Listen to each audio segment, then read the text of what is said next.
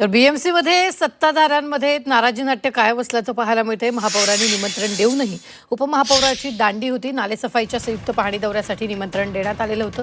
नियोजित कामांमुळे उपमहापौर दौऱ्याला अनुपस्थित राहिल्याचं कळलेलं आहे। याच्या आधी दोन्ही महापौर आणि उपमहापौरांचा दौरा वेगवेगळा झालेला होता, त्यानंतर चर्चेला उधाण आलेलं होतं।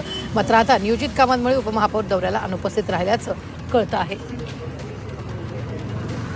किती वेळा आता मी उपमहापौरांची स्टेटमेंट मी बघितली स्वतः। मी आज त्यांच्याशी देखील बोलेत, वेळ पडल्यास महापौर मॅडमशी देखील बोलेत, अमित साटम साहेबांशी देखील बोलेत। पण समन्वय असणं हा गरजेचा आहे। ज्या विश्वासानं मुंबईकरांनी महायुतीला निवडून दिलं आहे, कुठच्या एका पक्षाला निवडून दिलेलं नाही, तर महायुतीनं आपण सगळ्यांनी एकत्र काम केलं पाहिजे। हीच भूमिका संजय घाडींची देखील असली पाहिजे आणि महापौरांची देखील असली पाहिजे। त्याच्यामध्ये वाद असं म्हणणार नाही, पण जर समन्वय नसेल तर आम्ही जे काही समन्वय समितीतले लोक आहोत तो आम्ही नक्कीच समन्वय त्यांचा घडवून आणू।